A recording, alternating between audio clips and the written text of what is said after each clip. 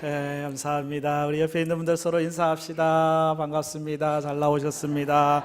사랑합니다. 축복합니다. 잘 지내셨어요? 오늘 우리 라지브 페트나익이 또 우리 함께 예배 자리에서 예배 함께해서 감사드립니다. 나중에 또 학교를 소개하고 또 잠깐 말할 시간이 있습니다. 오늘 우리는 대림절 셋째 주일로 함께하고 있습니다. 주님의 오심 성탄을 기다리고 있는데 성탄은 선물이거든요. 무슨 선물이냐? 결론부터 말씀을 드리면 하나님의 자녀가 되는 권세를 얻는 선물이라고 할 수가 있어요. 그 선물을 가져다 주시는 분이 바로 산타가 예수 그리스도, 예수님이 우리에게 하나님의 자녀가 되는 권세를 선물하기 위해 이 땅에 오셨기 때문에 성탄은 기쁨이고 성탄은 행복이고 성탄은 굿뉴스, 복음이 되는 것입니다. 요한복음은 예수님이 어떤 분이신지, 예수님이 왜 이 땅에 오셨는지를 1장부터 소개를 하고 있어요. 지난 시간에 말씀으로 오신 예수님에 대한 이야기를 했죠. 예수님의 별명이 말씀이라고 하는 것은 하나님과 우리를 소통하게 하시는, 하나님의 마음, 생각을 우리에게 보여주시는 분이 예수님이시고, 그 예수님은 말씀으로 태초에 하나님과 함께 창조의 사역을 하셨는데 지금 다시 예수 안에서 제2의 창조, 새로운 피조물로 우리를 빚으시는 제2의 창조를 말씀이신 예수님이 생명의 빛으로 어둠을 몰아내며 하고 계시다는 사실을 우리가 말씀을 통해 배웠습니다. 이 생명의 빛을 영접하는 자에게, 믿는 자에게 하나님의 자녀가 되는 권세가 있습니다. 예수님이 이 땅에 오신 이유는 바로 이 하나님의 자녀의 특권을 회복해서 누리도록 하시기 위함이거든요. 이 하나님의 자녀의 특권, 권세보다 더 큰 복이 없어요. 여러분도 그렇게 생각하시나요? 이 하나님의 자녀의 권세를 얻는 선택보다 우리 인생에 더 중요한 선택이 없습니다. 이 하나님의 자녀의 권세라고 하는 건 대단하죠. 이웃집 아저씨 아줌마에게 못하지만 우리 아버지 엄마한테는 용돈 달라고도 하고요, 필요한 것들 요청도 하고요, 양육받을 수도 있고 보호받을 수도 있는 권리가 자녀에게 있잖아요. 그 부모님들은 그걸 의무로 생각하고 억지로 하기 싫은데 하는 게 아니고 기쁨으로, 사랑으로, 감사로 자녀들을 양육하는, 우리가 하나님의 자녀 되었다고 하는 것도 그런 겁니다. 하나님 앞에 우리가 필요한 것 요청할 수 있고요, 하나님의 보호와 양육과 돌보심 안에 거할 수 있고, 하나님은 아이고 귀찮다 하시는 게 아니고 내가 너를 사랑한다, 내가 뭘 도와줄까, 내가 어떻게 너를 함께 할까, 사랑의 마음으로 우리를 살피시니 이 자녀의 권세라고 하는 게 얼마나 크고 놀랍습니다. 하나님의 자녀는 하나님을 아빠, 아버지라 부르면서 당당하게 나아가는 권세를 두고 말하는 거거든요. 로마서 8장 15절에 이렇게 말씀합니다. 너희는 다시 무서워하는 종의 영을 받지 아니하고 양자의 영을 받았으므로 우리가 아빠, 아버지라고 부르짖느니라. 하나님을 우리가 다 아버지, 아빠라고 부르짖을 수 있는 것 얼마나 대단한 축복인가라고 하는 사실이죠. 사랑의 관계라고 하는 사실이죠. 우리가 대단히 존귀한 자, 귀중한 자로 역임을 받는다고 하는 것이지요. 전능하신 하나님, 천지의 창조주 하나님이 나의 아버지가 되신다고 하는 것, 이건 어떻게 말로 설명할 수가 없는 축복입니다. 아빠, 엄마는 아이들이 아빠, 엄마 하고 그 달려올 때 그 소리만 들어봐도 이 아빠, 엄마 소리 속에 얘가 힘든 게 있는지 아니면 기쁜 일이 있는지 다급한 게 있는지 벌써 들어보면 알 수 있는 것처럼 우리가 주여 아버지 하고 하면 하나님은 우리의 마음을 아시고 우리의 필요를 아시고 우리의 생각을 아시고 우리의 필요한 대로 응답하시는 기도의 특권, 이게 자녀가 갖고 있는 특권이죠. 이 자녀는 상속의 권리가 주어지잖아요. 유업을 얻을 수 있잖아요. 그래서 로마서 8장 17절에서 자녀이면 또한 상속자 곧 하나님의 상속자요 그리스도와 함께 한 상속자니 우리가 그와 함께 영광을 받기 위하여 고난도 함께 받아야 할 것이니라. 자녀는 상속을 한다는 거죠.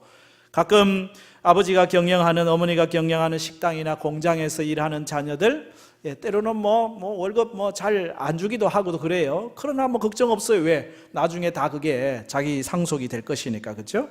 자녀된 우리는 하나님의 나라를 유업으로 얻을 상속자입니다. 이 땅의 것과는 비교할 수 없는 정말 고귀한 것, 이 하늘의 것을 우리가 유업으로, 영광의 아름다운 것으로 상속을 하게 될, 하나님의 나라가 우리의 것이 되니까 하나님의 자녀에게는 이 땅에서뿐만 아니라 영원한 나라에서 누리는 축복이 있다는 사실이잖아요. 이 땅 가운데서도 우리가 하나님의 자녀이기 때문에 예수의 이름의 권세와 권능을 가지고 당당하게 담대하게 살아갈 수 있는 은혜를 우리에게 약속하고 계십니다.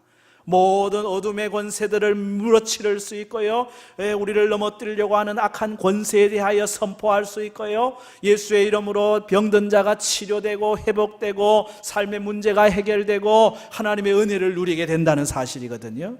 누가복음 10장 19절에 내가 너희에게 뱀과 전갈을 밟으며, 뱀과 전갈, 우리를 해하는 것들을 밟고 원수의 모든 능력, 악한 사단의 권세, 우리를 넘어뜨리려고 하는 모든 마귀의 권세들을 제어할 권능을 주었으니 너희를 해칠 자가 결코 없으리라.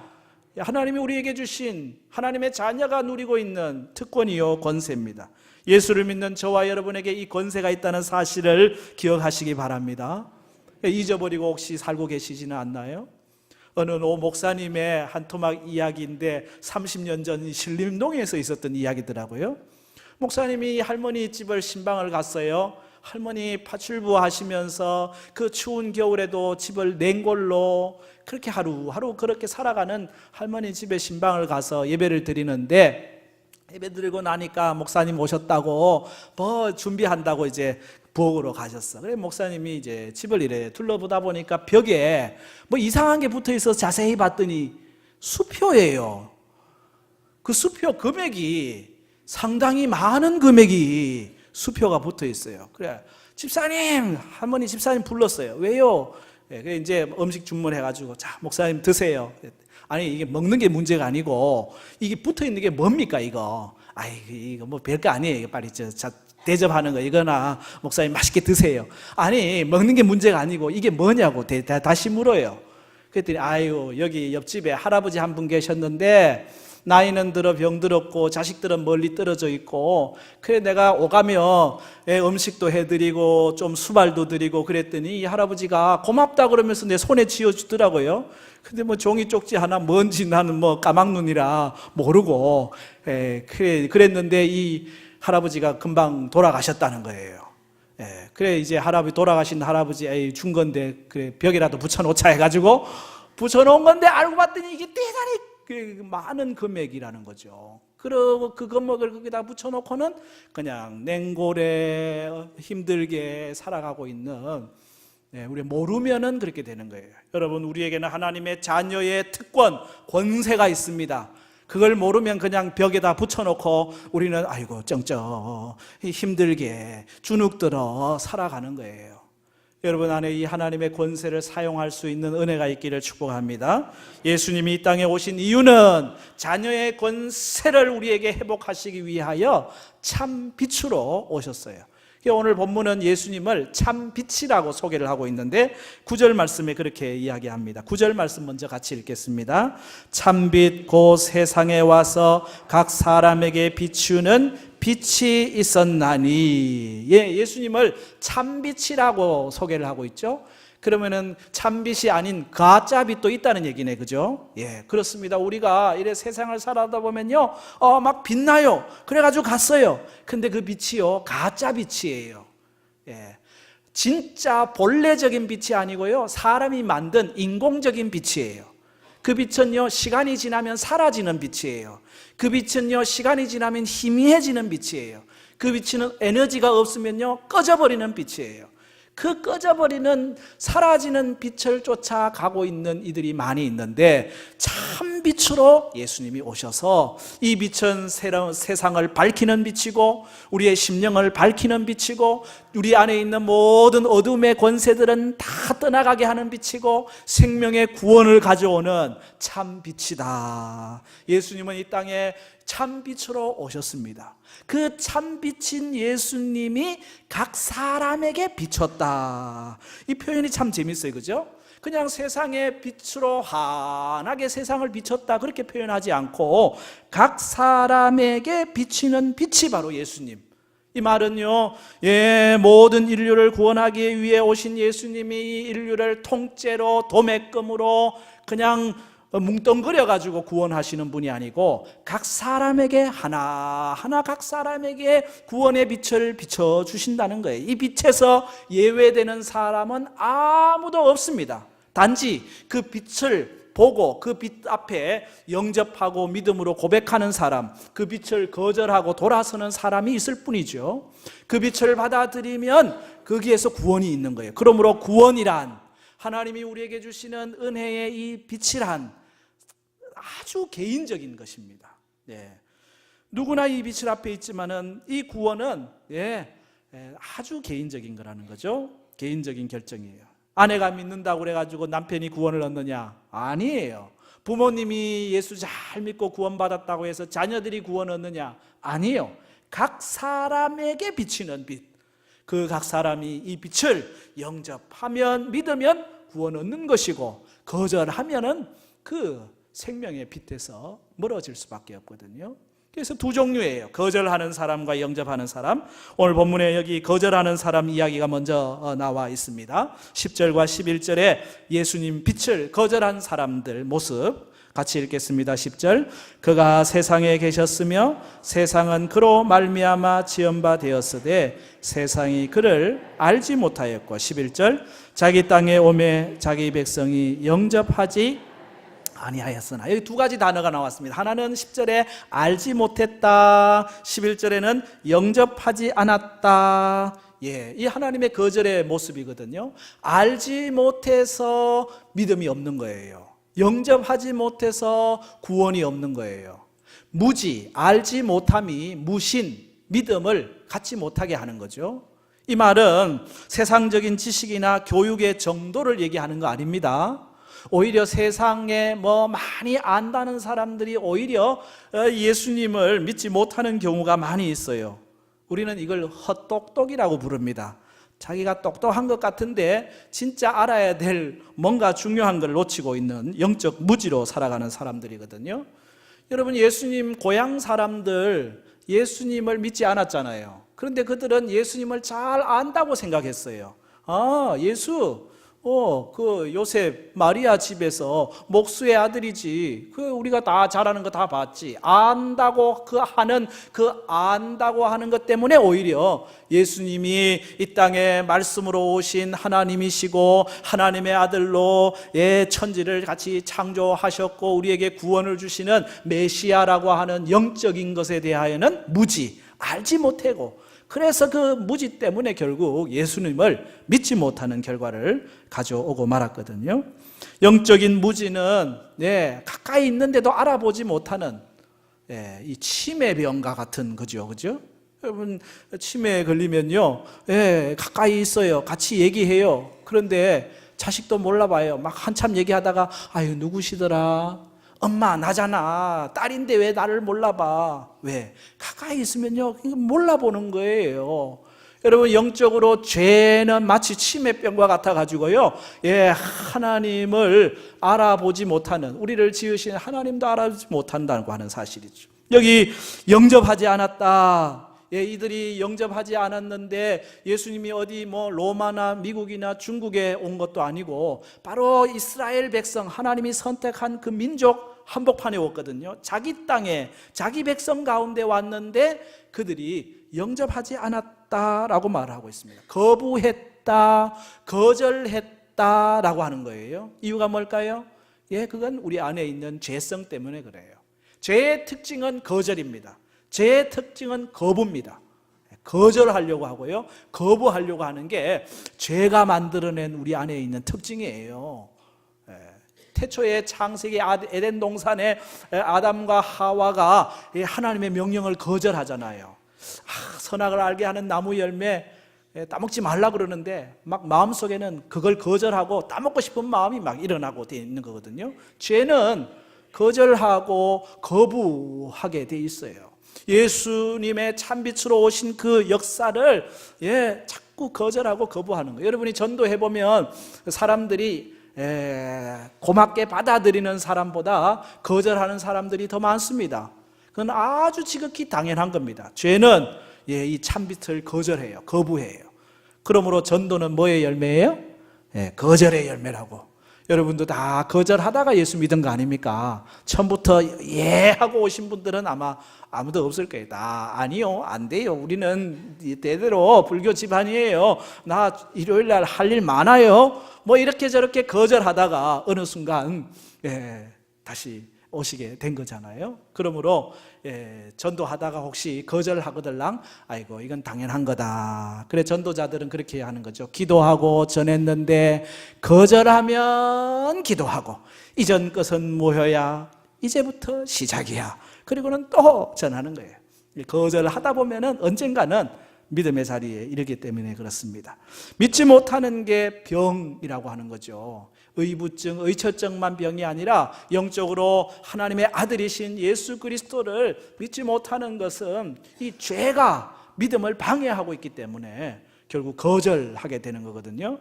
그러나 여기 거절하는 것만 있는 게 아니고 믿고 영접한 사람들도 있습니다. 빛을 영접한 사람들의 모습이 12절에 기록이 되어 있는데 12절을 같이 읽겠습니다. 영접하는 자, 곧 그 이름을 믿는 자들에게는 하나님의 자녀가 되는 권세를 주셨으니. 아멘. 우리가 암송하는 요절이죠.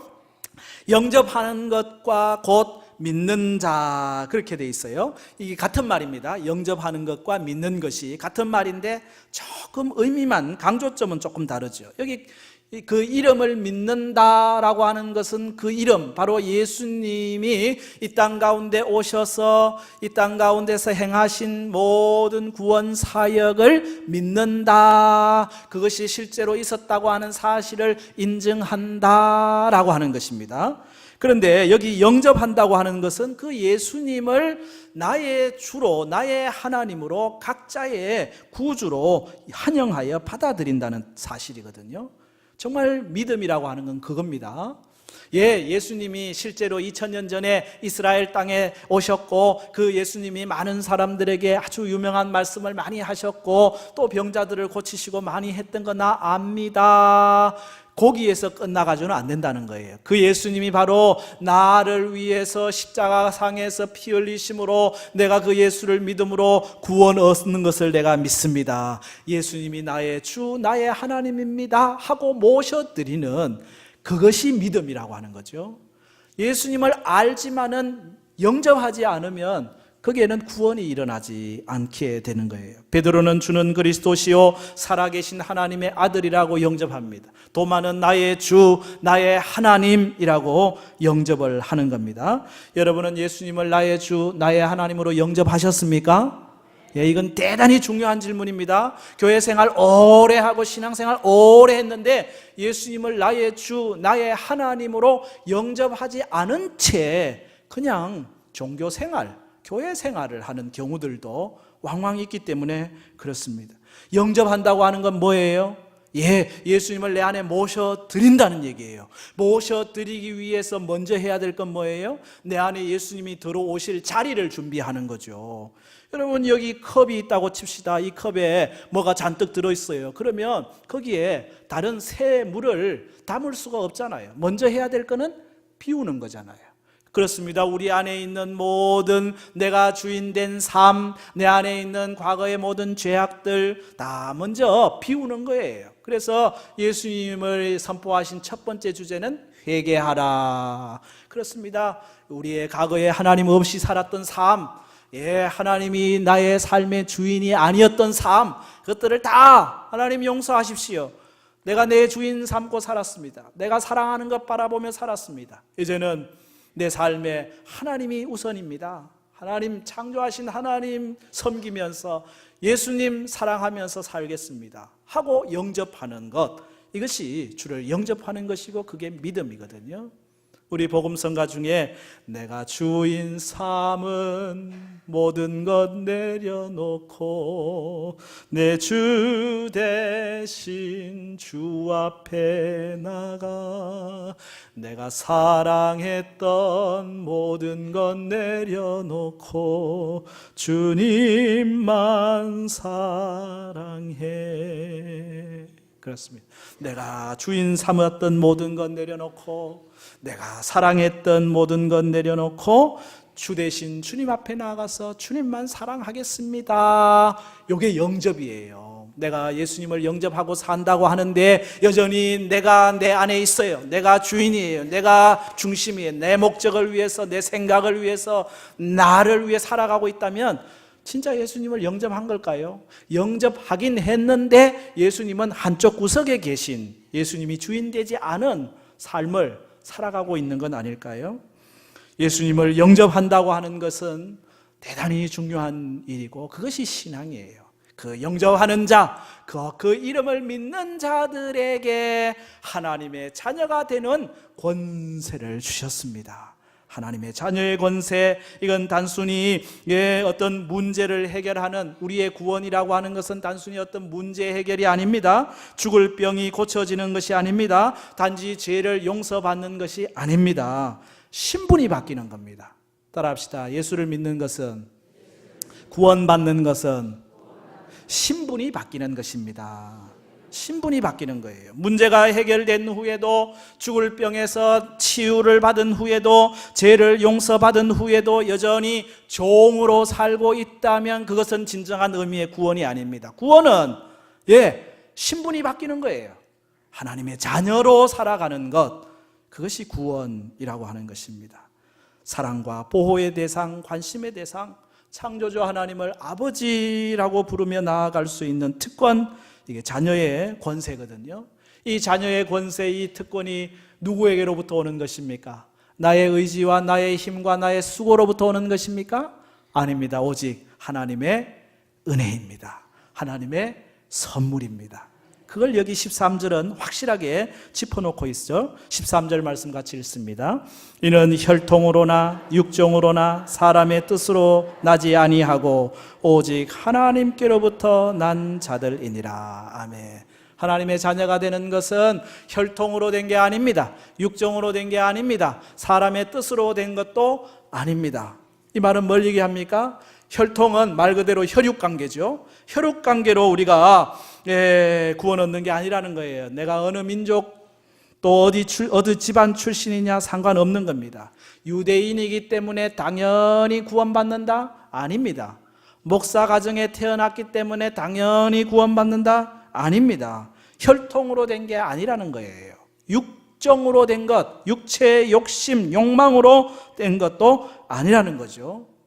연불보다 제밥에 관심이 있다고, 하나님의 자녀가 되면, 하나님 믿으면 좋은 일이 있다고, 그래서 우리가 하나님의 자녀가 될 수 있는 겁니까? 욕정으로 되는 것도 아니라는 거예요. 사람의 뜻, 다시 말하면 사람의 의지, 사람의 이성, 사람의 노력, 사람의 수양으로 우리가 하나님의 자녀가 되는 것도 아니에요. 그럼 뭐로 되느냐? 오직 하나님께로부터 난 자들이니라. 하나님의 자녀가 되는 권세는 하나님으로부터 온 은혜라고 하는 것입니다. 하나님으로부터 온 선물이라고 하는 것입니다. 내가 예수님을 나의 주로 고백하고 결단하고 내가 믿는 것 같지만 그 믿음조차도 어디로부터 왔어요? 하나님께로부터 온 것이다. 내가 자랑할 게 있어요? 자랑할 게 없다. 모든 것이 하나님의 은혜요, 선물. 그래서 빛이신 예수님을 영접하여 믿음으로 우리는 하나님의 자녀의 권세를 누리게 되었습니다. 그 은혜를 우리가 살아가고 있는 거예요. 성탄이 기쁜 이유는 바로 이 권세를 우리에게 주시기 위하여 참빛으로 예수님이 오셨기 때문에 그렇습니다. 이 참빛이신 예수님을 증거하는, 믿도록 하는데 사람이 필요한 것으로 오늘 성경은 말씀하고 있습니다. 빛을 증거하는 사람, 최초의 빛을 증거하는 사람으로 세워진 사람이 여기 세례 요한이죠. 세례 요한은 자기를 증거자, 증언자라고 소개합니다. 나는 빛이 아닙니다. 나는 이 빛을 소개하는 사람, 이 빛을 증언하는 사람, 이 빛을 보여주는 사람. 그래서 이 빛을 통하여 사람들이 믿도록 하는 사람이 납니다. 나는 이 일을 위해서 부름받은 사람입니다. 자기 자신을 그렇게 이야기해요. 6절부터 8절의 말씀이 그런 내용인데 같이 읽어봅시다. 하나님께로부터 보내심을 받은 사람이 있으니 그의 이름은 요한이라. 그가 증언하러 왔으니 곧 빛에 대하여 증언하고 모든 사람이 자기로 말미암아 믿게 하려 함이라. 그는 이 빛이 아니요 이 빛에 대하여 증언하러 온 자라. 그렇습니다. 이 참빛인 예수님을 증언하는 사람이 필요했습니다. 그래서 하나님이 세우신 사람이 세례 요한이었습니다. 여러분, 우리가 이 참빛을 영접하게 된 것도 누군가의 증언, 누군가 우리에게 이 참빛을 소개해 주었기 때문에 이 참빛으로 나와서 구원을 얻게 되었잖아요. 세례 요한을 통하여 참빛을 증거한 것처럼 하나님은 오늘 우리를 통하여 참빛인 예수님을 소개하기를 원합니다. 여기 보세요. 참빛이 있습니다. 우리의 생명을 살리는 구원의 빛입니다. 죄의 어두움에서 구속하여 주시는 생명의 빛, 우리를 위하여 십자가 보혈을 흘리신 모든 죄를 사하는 능력의 참 구주 예수가 여기에 있습니다. 증언자로, 소개자로, 나를 통해서 믿음을 갖게 하는 중개자로 세우신다는 거죠. 나를 통해 우리 가족이 믿고, 나를 통해 우리 이웃이 믿고, 나를 통해 우리 직장 동료들이 믿고, 나를 통해 다 하나님을 알게 되는 이 일에 하나님이 증언자로 세례 요한을 세웠듯이 오늘 우리를 세우시기를 원하신다는 사실입니다. 하나님의 자녀가 갖고 있는 권세이기도 하고 하나님의 자녀가 갖고 있는 또 하나의 의무 또는 축복이라고 할 수가 있죠. 성탄이 왜 기쁨입니까? 왜 선물입니까? 하나님의 자녀의 권세를 주시기 위해 예수님께서 참빛으로 오셨기 때문에 그렇습니다. 영접하는 자, 그 이름을 믿는 자들에게는 이 은혜를 주셨습니다. 오늘 우리가 이 하나님의 자녀가 권세가 있다는 사실을 기억하시기 바랍니다. 이 벽에 수표 붙여놓고 사용 못하는 사람처럼 하나님이 자녀의 권세를 주셨는데, 이 특권을 주셨는데 이걸 그냥 벽에다 붙여놓고 나는 주눅 들어가지고 세상에 짓눌려가지고 살아가면 안 된다는 거예요. 여러분, 어깨를 펴십시오. 당당하십시오. 하나님의 자녀의 권세를 사용하십시오. 하나님 앞에 아뢰십시오. 기도하십시오. 하나님이 도우신다니까요. 하나님이 사랑으로 우리에게 관심을 갖고 계신다니까요. 이 자녀의 놀라운 축복을 세례 요한처럼 증거하고 증언하고, 그래서 나를 통하여 믿는 자들이 있다고 하면 그게 얼마나 축복입니까? 여러분, 성탄의 계절, 우리가 오실 주님을 기다리는데 그 주님은 우리에게 자녀의 권세를 주시기 위하여 오셨습니다. 이 자녀의 권세를 마음껏 누리고 풍성히 누리고 나누는 은혜가 우리 모든 믿음의 식구들 가운데 있기를 주의 이름으로 축복합니다.